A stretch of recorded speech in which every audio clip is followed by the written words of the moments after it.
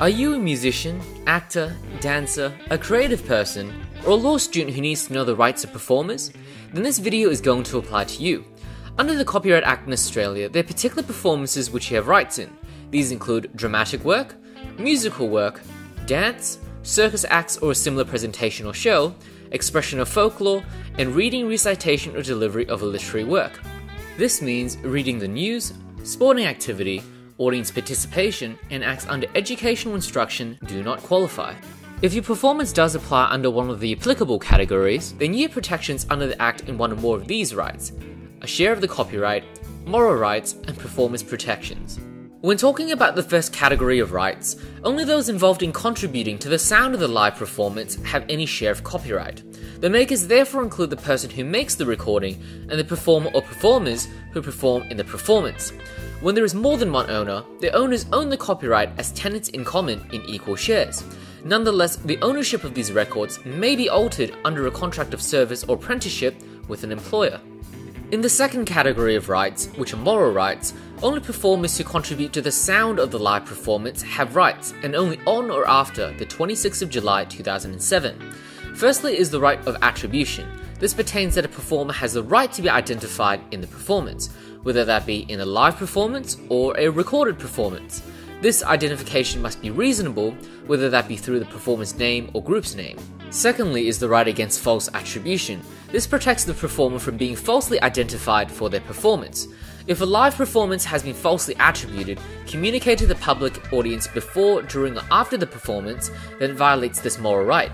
If a recorded performance has been falsely attributed and communicated to the public, that also violates this moral right.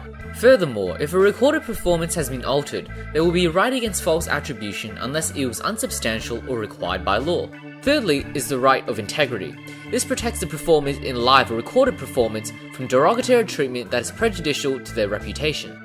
In the third category of rights, which are performers' protections, all performers participating in live performances are included. In addition to any copyright and moral rights, performers' protections provide for protection against unauthorized use of the performance.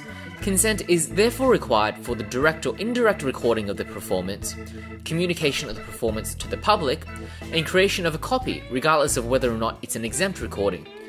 Where permission has been granted, further rights cannot be against its use by the performer unless there is specific limitation imposed by the performer at the time permission was given, or a copy was created, the record is used in a soundtrack, or there is commercial gain.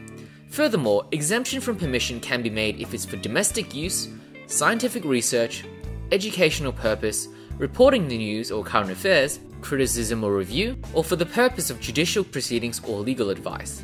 Exemptions also apply if the performer is under the terms of a contract of service or apprenticeship, or the sound recording was commissioned. So there you have it, the performer's rights under the Copyright Act.